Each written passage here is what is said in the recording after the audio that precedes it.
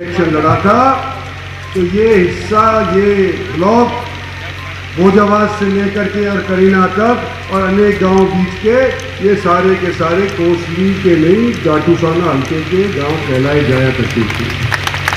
और राजनीति मैंने यहाँ से शुरू करी और जो भी बना हूँ, शुरू में जो आप लोगों ने आशीर्वाद दिया है तो मेरे आज तक काम आने लग रहा है। आपका बहुत बहुत शुक्रिया कि मुझे सही ढंग से आपने राजनीति के अंदर उतारा।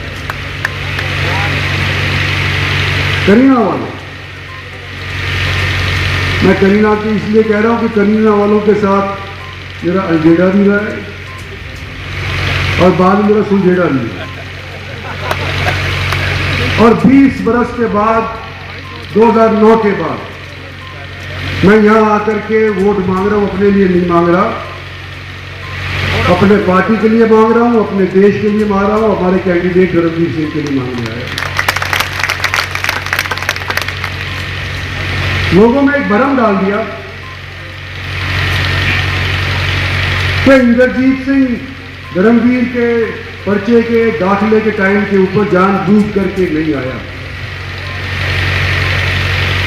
कि बिरादरीवाद में फंस गया और धर्मवीर से किनारा कर लिया। हालांकि धर्मवीर और मैं पार्लियामेंट के अंदर 10 साल साथ रहे, दोस्ताना हमारा पार्टी के अंदर अनेक जगह के ऊपर प्रचलित है। लेकिन ये भ्रम डाल दिया तो सबसे पहले ये क्लियर करना चाहता हूं कि मैं आज आपके बीच के अंदर आया हूं, धर्मवीर के लिए वोट मांगने आया हूं, इसको जिताने के लिए आया हूं, आपका सहयोग लेने के लिए आया हूं। और जो उस दिन पर्चे पे नहीं पहुंचा, कम्युनिकेशन गैप हो गया अंग्रेजी में, तो किसी ने बताया नहीं मेरे को। इनका रात को फोन आया कि सुबह तुम आ रहे हो गए, मैं कहा उनको बताया नहीं कि तुम करके पर्चा भरने लग गए हो। तो भाई वो कम्युनिकेशन गैप हो गया। मैंने गुड़गांव के अंदर प्रोग्राम देखा था, मेरे खिलाफ ये हीरो लड़ रहा था, तो मैंने कहा कम से कम अपना टेंशन ना करो, मेरा आगे क्या होगा। लेकिन आज मेरी स्थिति ठीक लग रही है वहां पे, तो मैंने हिम्मत करके और आपके बीच में आ गया हूं। और वोट किस बात का मांग रहे हैं? हमने थोथे फायर नहीं करे। हरियाणा सरकार की, केंद्र सरकार की योजनाओं के ऊपर चर्चा हो सकती है, लेकिन आज मैं केवल चर्चा करना चाहता हूं भारत देश की जो इलेक्शन है उनकी नीतियों की। और सबसे पहले हमारी क्या आस्था है कि देश को आगे ले जाए। हम क्या चाहते हैं कि विकास के मुद्दे के ऊपर हम ये इलेक्शन लड़े, इंफ्रास्ट्रक्चर के मुद्दे के ऊपर जो हमने काम किए उस मुद्दे के ऊपर लोगों से वोट मांगे। और जो ये इंफ्रास्ट्रक्चर का ढांचा आज के दिन हमने खड़ा किया है देश भर के अंदर, तो उसके ऊपर एक ऐसी इमारत बनाए कि आने वाले 24-25 साल के अंदर जब देश के 100 साल पूरे हो जाते हैं आज़ादी के बाद, अंग्रेजों की गुलामी के बाद, तो हमारा देश फिर से एक विकसित देश के तौर पे कहलाया जाए, आता जाए। इसलिए वोट मांगना चाह रहे हैं। और यहाँ जिक्र हुआ होगा, लेकिन मैं फिर कर देता हूँ, बड़े बड़े प्रोजेक्ट क्या है। एक हमारा 152D हरियाणा के बीचों बीच आता है, नारनौल तक जाता है, चंडीगढ़ का रास्ता आसान कर देता है। कितने करोड़ रुपए लगे इसके अंदर? 9,000 करोड़ रुपया चंडीगढ़ से ग्रीनफील्ड प्रोजेक्ट का ये बना करके 152D यहाँ पे हमारे बीच के अंदर भारत सरकार की तरह, भारत सरकार की पैसे ले दिया। 1-2 जगह लोग एक साल से, एक साल से लोग धरने पे बैठे हुए। एक तो मेरे साथी गण है जो बागोट के अंदर बैठे, और कुछ लोग साथीगण थे दुष्यंत चौटाला के जो आगे कहीं बैठे हुए। अब दुष्यंत चौटाला जी तो हमारी पार्टी में रहे नहीं, हमारे सहयोगी हैं, लेकिन मेरे वाले आदमी आज के दिन अभी तक धरने में बैठे। बोलो रणधीर, बैठे हैं ना। आज मैं आपसे कहना चाहता हूं कि हमने ये हाईवे बनवाया, आप लोगों की दिक्कत आज हम महसूस करते हैं। अभी तक तो कामयाबी नहीं मिली, ये मैं मानता हूँ। धर्मवीर में अनेक बार जा चुके हैं, बात नहीं बनी। आज सौभाग्य से डॉक्टर बनवारी लाल के पास, जो दुष्यंत चौटाला के पास महकमा हुआ करता था, वो बनवारी लाल डॉक्टर साहब के पास पहुंच गया, रोड वाला।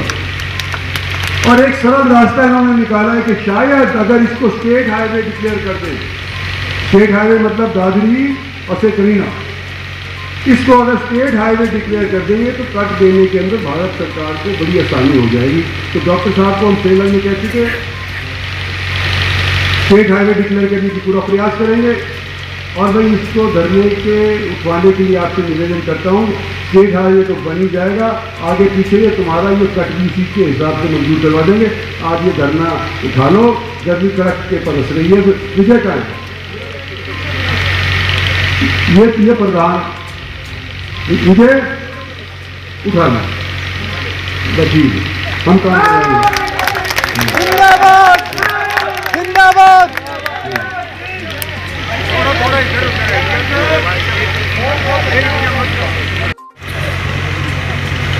डेडिकेटेड रेल फ्रेट कॉरिडोर, ये dedicated rail freight corridor Delhi से आगे वाली दादरी यूपी में जो पड़ती है वहां से शुरू होना था, कोटा जाना था, कोटे से होता हुआ राजस्थान को चीरता चीरता बंबई तक जाना था।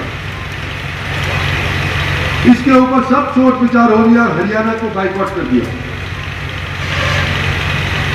उस टाइम के ऊपर आप लोगों का ये अजीज और हम सफर साथी उस टाइम की नीति आयोग ने प्लानिंग कमीशन बोला करते थे, उसके अंदर में जाकर के बोला कि तुम ये जो कर रहे हो फालतू खर्चा कर रहे हो। चंबल नदी के ऊपर अनेक जगहों के ऊपर तुम्हारे को पुल बनाने पड़ेंगे, जगह जगह के ऊपर तुमने खाई खुदी हुई है उसके ऊपर पुल बनाने पड़ेंगे। और अगर हरियाणा की समतल धरती से उतार करके इसको ले जाते हो तो आधे खर्चे के अंदर तुम्हारा ये डेडिकेटेड रेल फ्रेट कॉरिडोर बन जाएगा। राइट्स नाम की एक बिल्डिंग बनाने वाली संस्था है, उसने भापा और हरियाणा से क्योंकि सस्ता पड़ रहा था, आज के दिन हमारे को ये सौभाग्य है कि केंद्र सरकार की तरफ से dedicated rail freight corridor Haryana के माध्यम से होता हुआ और वहां पर यूपी से लेकर के और मुंबई तक जा रहा है।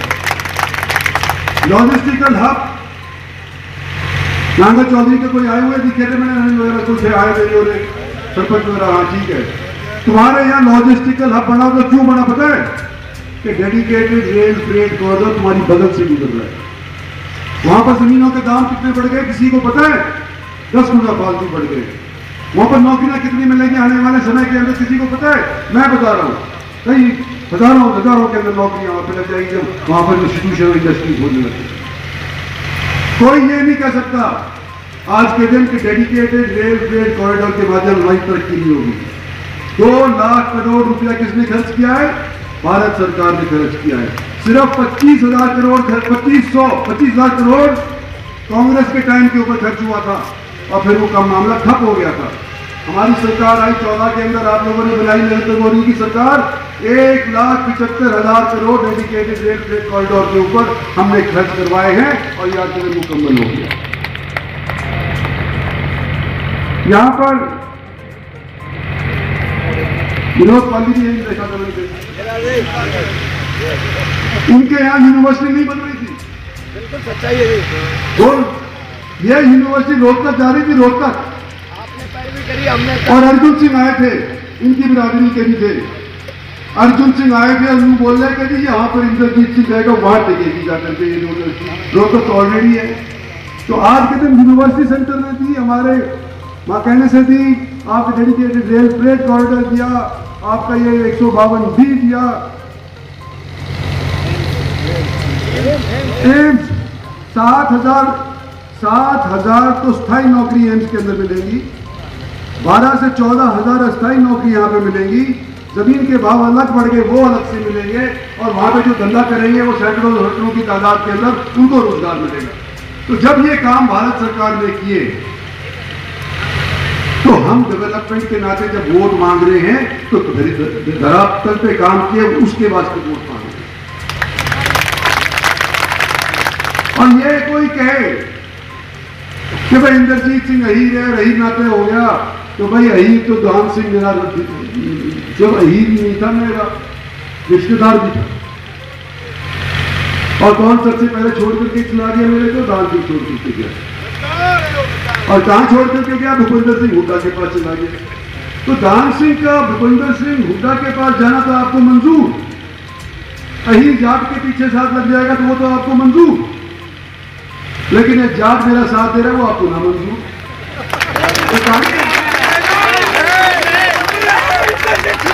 ये भाई मैं तुम्हारा आज के दिन एमपी नहीं हूं, क्योंकि पार्टी ने मेरे को टिकट दे दी गुड़गांव की, लेकिन मेरा दिल तो तुम्हारे साथ धड़कता है और मेरे को अकेले को तुम वो काम करने के लिए छोड़ोगे, कोई साथी मेरे साथ दोगे। अगर साथी दोगे तो भाई मैं यूं निवेदन करना चाहता हूं, 5 साल जो अगले हैं इसके अंदर जो हमने 10 साल पुराने हैं इससे डबल काम करके दिखाएंगे। धर्मवीर को यहाँ से जुदा करके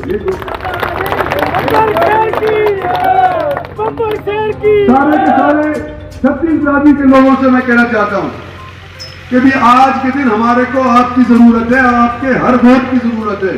मर्द की है, वीर की है, बूढ़े की है, जवान की है।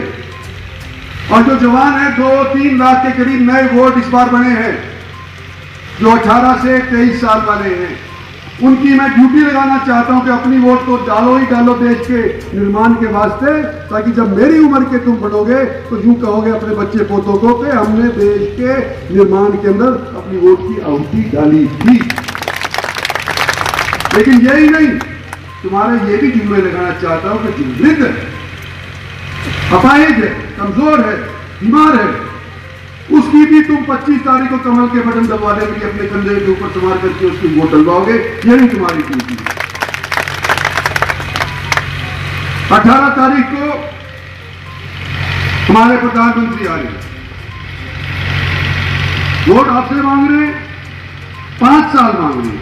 भाई 10 साल में काम किया तो 5 साल और हमको देने चाहिए कि नहीं देने चाहिए, ये बताओगे। और कांग्रेसी को जिता करके मोदी को मिल जाएंगे वोट, मोदी बन जाएगा प्रधानमंत्री। प्रधानमंत्री तो जब बनेगा मोदी जब हमारी बीजेपी की वोट के माध्यम से बीजेपी का कैंडिडेट जीत करके जाएगा, जब जाके प्रधानमंत्री बनेगा। और हरियाणा के ऊपर हमने उपकार किया है। देश का हम चाहते हैं कि जब 2047 के अंदर हम रहे ना रहे, हमारे बच्चे पोते सारे के सारे आजाद हिंद के अंदर एक विकसित भारत के अंदर सांस लें। 5 वर्ष देश की जिंदगी में क्या है? 5 वर्ष आपसे मांग रहे नरेंद्र मोदी के लिए, और इन 5 वर्ष के अंदर मैं यूं कहता हूं कि ये 15 दिन हमारे को दो, 5 साल हम और हमारी पार्टी के सारे साथी आप लोगों के काम आएंगे। धन्यवाद और जय हिंद।